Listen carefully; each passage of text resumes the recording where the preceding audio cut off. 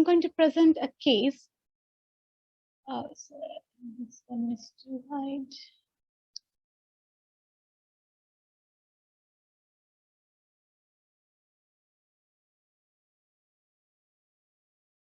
So I'm going to present a case which I encountered when I was in Medway NHS Foundation Trust, and it is a case on necrotizing fasciitis involving all the four limbs and the anterior abdominal wall. This was a surgical dilemma for all the surgeons and the orthopedicians present because of its extensive spread to all the four limbs and the anterior abdominal wall. So should it be a limb salvage versus amputation, which has always been a dilemma throughout the centuries. So moving to the clinical presentation of my patient, this was a 35-year-old lady who was an IV drug abuser with a background of hepatitis C, pulmonary stenosis, COPD, and DVT. She was brought in by the ambulance by feeling generally unwell, unable to stand, non-specific abdominal pain, and confusion. On arrival, she had a high Q-SOFA score due to tachycardia, hypotension, and altered mental status. Examination revealed mottled peripheries, widespread hemorrhagic blisters, skin maceration in all four limbs, and discharging pus from the right groin abscess at the drug injection site. All these give a high suspicion of necrotizing fasciitis. Now, this is the image of the bilateral upper limbs where we can see the ecchymosis and the hemorrhagic blisters. And this is about the two lower limbs, again showing extensive skin maceration, hemorrhagic blisters, and discharges. We did an ABG which showed moderate metabolic acidosis, raised white blood cell counts, raised inflammatory and infective markers. She was in AKI stage 3 with deranged LFTs and deranged coagulation profile. Her L-Renex score was more than 8. In a couple of slides later, I will be discussing what I mean by the L-Renex score. After stabilization of the patient, we did a CT scan of the abdomen and pelvis. We showed all the features suggestive of necrotizing fasciitis. Now, before we proceed on to what we did for the patient and what was the outcome, let us quickly recapitulate our knowledge on necrotizing fasciitis. So this is a flesh-eating bacteria which is fulminant and lethal, making it a medical and surgical emergency. This condition predominantly affects the fascial planes and the subcutaneous tissues. And the term was coined by Wilson in 1952. This deadly condition is often missed because of its non-specific signs and symptoms that change over time, and since in the initial phases, they mimic cellulitis. This condition rapidly deteriorates due to sepsis and requires ITU admission. The common clinical presentation is pain out of proportion, redness, swelling, ulceration, discharge, crepitus, blistering, with fever, hypotension, disorientation, and numbness, and of course, septic shock. Histopathology shows extensive necrosis of the dermis, fascia, fat, including muscles at times, vasculitis, and thrombosis of the perforating veins. And this condition can occur anywhere in the body, starting from the extremities to the perineum, to abdomen, to head and neck. The etiology of this condition is, however, still not fully understood. We do have some predisposing factors, which including any kind of trauma causing skin breach in the form of burns, lacerations, or simple scratch, insect bite, or even any surgical intervention. Immunosuppression, as in diabetes, malignancy, or steroids, and any chronic diseases. Also, the NSAIDs group of drug had shown to cause necrotizing fasciitis. Having said that, approximately half of the cases of streptococcal necrotizing fasciitis occur in young and previously healthy patients. Necrotizing fasciitis is also subclassified according to the pathogens causing it. So we have the four categories. Type 1 being the polymicrobial, which is most common invariant and affects mainly the trunks. Type 2 is the beta hemolytic streptococci, which mainly affect the limbs. Type 3 is the Clostridium or the gram-negative bacilli, and type 4 is mainly fungal. Now, diagnosis of this deadly condition should always be clinical. Since it rapidly deteriorates, we cannot really wait for all the investigation results to come back to make it positive for necrotizing fasciitis. We do have a scoring system called laboratory risk indicators for necrotizing fasciitis, which includes the parameters of CRP, white blood cell count, hemoglobin, sodium, creatinine, and glucose. A score of more than equal to 6 is highly suggestive of necrotizing fasciitis. However, a score of 0 cannot rule out the condition. CT scan is obviously more superior compared to the plain radiographs and have higher sensitivity and specificity. Although MRI is a gold standard for diagnosing soft tissue pathologies, we cannot always use this modality due to its time-consuming effect in the emergency setting, as the patients are almost always hemodynamically unstable. Then we have this finger test where we make a 2-centimeter incision down the deep fascias under local anesthesia, and we probe with a gloved finger. If we can proceed without any resistance and there is foul-smelling dishwater pus, it is indicative of necrotizing fasciitis. Operative findings include presence of dusky gray subcutaneous fat and fascia with scanty discharge. Now, coming back to what we did to our patient.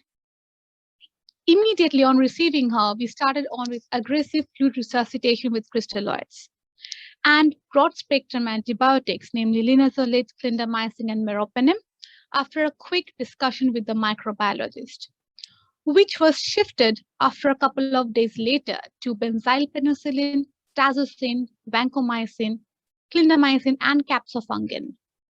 Within 24 hours of receiving the patient, she was taken to theaters for debridement of bilateral lower limbs, lower anterior abdominal wall, bilateral groin area, right forearm fasciectomy, left forearm fasciotomy by a team of general surgeons and orthopedicians.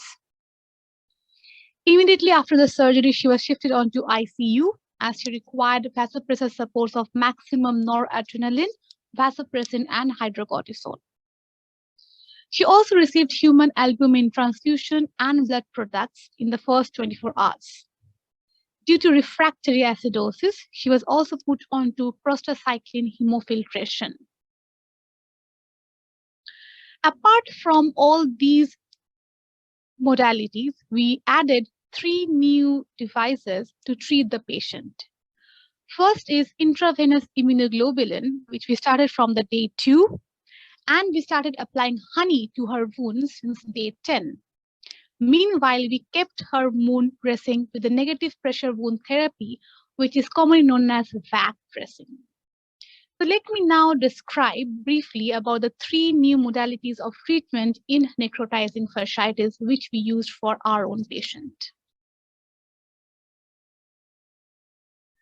Intravenous immunoglobulin therapy has been documented to show reduced mortality in necrotizing fasciitis. They neutralize the superantigen activity of the beta hemolytic streptococci by the T cells, and they also reduce the plasma levels of tumor necrosis factor and interleukin 6. Very limited studies have been done on this therapy. There were hardly like 4 or 5 studies who have actually used the immunoglobulin to treat their patients. And we were one of them who have used this therapy in our patient. Next, honey. It is the most valued natural substances used throughout the ancient civilizations and extensively in the Ayurveda. It promotes wound healing by granulation tissue and collagen formation and angiogenesis. They prevent microbial growth and even antibiotic resistance. They reduce the need for recurrent surgical debridement due to its typical chemical composition. And there have been various studies showing that honey is more effective way of wound management compared to the chemical wound therapy treatments which we use in form of topical therapies. Now, negative pressure wound therapy, which we commonly known as VAC, has been quite popular over the couple of years now by the vascular surgeons and the plastic surgeons. And this method uses an occlusive dressing over the specialized wound packing and apply a vacuum on top of the dressing. They prevent infection by removing excessive fluid from the wound bed, they eliminate toxins, and again promote wound healing by increasing cell proliferation, oxygenation, and granulation. All these expedite the final wound closure. Now, after using all these devices, she was finally stepped down from the ICU after 30 days and after serial debridements and one below knee amputation. At HDU, she underwent the final relook and then she was able to move her 3 limbs and the amputation stump with the brilliant team of the tissue viability nurses and physiotherapy. Then after a couple of days of ward stay, when her wound showed no growth of bacteria, she was discharged to the rehab after a note from the physiotherapist. Then after a couple of weeks, she was transferred to another hospital to start on her procedure for skin grafting. In this graph, we can see the trend of the procalcitonin, which shows there was drastic reduction in the first 2 weeks. When we started debriding her immediately, we started on the honey, the fat, and of course the immunoglobulins. Now, these are the images of the upper limb showing the first debridement after application of honey, and this is after the skin grafting. This is the amputation stump showing after the application of honey and the final look. This is the other limb which has healed brilliantly if you remember the initial images which I showed you. And this is the anterior abdominal wall with the bilateral groin areas. Unfortunately, we did not take the initial image when she arrived, so we missed the initial look. But this is after the debridement of the groin, and these are the sites of her intravenous drug using and the femoral veins. This is after the honey application, and this is the final look of her anterior abdominal wall. Now, coming to the conclusion, studies have shown that around 40% of the patients require amputation or even limb disarticulation wherever there was necrotizing fasciitis. And despite efforts to treat the rapid infective process, many patients still die due to complications of sepsis. Our patient ultimately ended up going through 8 debridements and 1 below knee amputation and was discharged home within 45 days.